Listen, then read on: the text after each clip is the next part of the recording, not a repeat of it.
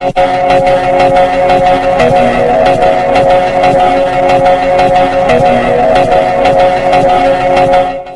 back to the Last Military Zone channel. This time, we're not talking about ordinary war games. The world is holding its breath. Shocking news is coming from the heart of the Middle East and South Asia. Iraq and Pakistan have reportedly officially united in a full-fledged military alliance to support Iran in the face of the hegemony of the United States and Israel. It's not just moral support. This is a tectonic shift in geopolitics. In this video, we'll conduct an in-depth global military analysis. What's behind this alliance? How strong is their combined force? And is this really the worst-case scenario the Pentagon fears? Watch until the end.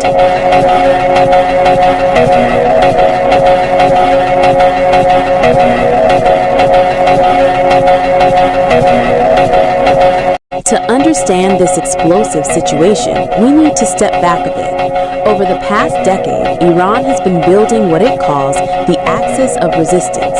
However, Iraq has tended to be a proxy battleground, and Pakistan has kept its distance due to its close ties with Saudi Arabia and the U.S.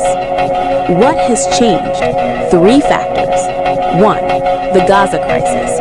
Israel's aggression against Gaza has galvanized mass public opinion in Iraq and Pakistan. The Iraqi parliament has even passed several resolutions calling for the expulsion of U.S. troops. 2. The rise of militias. In Iraq, the Hashd al-Shaabi is no longer a mere faction. It is a state-run force with advanced ballistic missiles and drones. 3. The Pakistan factor. Pakistan is facing an economic crisis and needs a strong ally in the region. An alliance with Iran and Iraq opens up lucrative energy trade and military routes, while also providing a shield against U.S. pressure.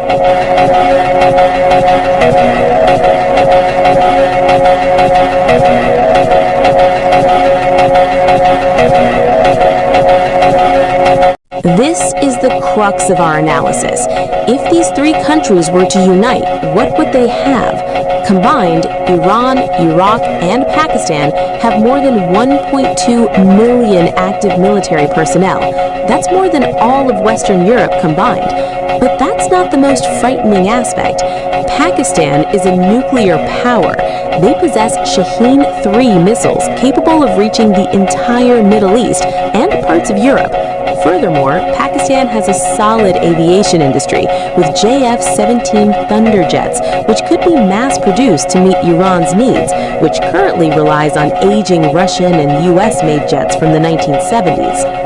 Iran contributes the world's best asymmetrical warfare doctrine, with thousands of Shahed drones, famous in Ukraine, and fattah hypersonic missiles with speeds exceeding Mach 13. These missiles are specifically designed to penetrate Israeli missile defense systems like Iron Dome and David Sling. Meanwhile, Iraq is the logistical key. It sits right in the middle. With a unified Iraq, the land bridge supply chain from Iran to Syria, Lebanon, Hezbollah, and Palestine becomes unbroken. This is the land bridge that the U.S. has been trying to sever.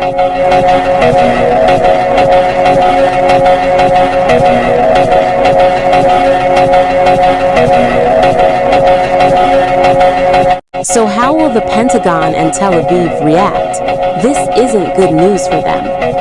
So far, the U.S. has relied on technological superiority, but facing 3 countries spread across 3.5 million square kilometers is a logistical nightmare. The U.S. must divide its fleet between the South China Sea, Europe, Ukraine, and now the Middle East. U.S. forces in Iraq and Syria, numbering around 2,500 to 3,500 personnel, are now in the lion's den. They are surrounded by forces that were once neutral, now potential enemies. Meanwhile, for Israel, this is an existential threat. Until now, Israel has relied on airstrikes against Iran via Iraqi or Syrian airspace.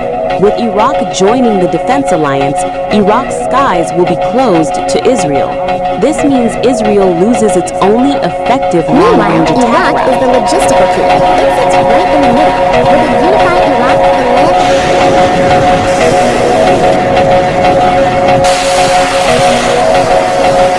So, will this lead to World War III? There are three scenarios. Worst case scenario. If a major incident occurs, such as a U.S. warship being sunk by a joint drone strike in the Gulf of Oman, the U.S. will launch a massive bombing campaign against Iran. But this would involve Pakistan, a nuclear power. The risks are too great. Most likely scenario, an escalating proxy war. The U.S. will deploy more air defense systems, THAAD, to Israel and the Gulf states. Meanwhile, the Iraq-Iran-Pakistan axis will launch continuous cyber and drone attacks to drain the enemy's economy. Diplomatic scenario. The threat of this alliance actually forces the U.S. to sit down with Iran for the first time without preconditions. This is a diplomatic victory for the axis of resistance.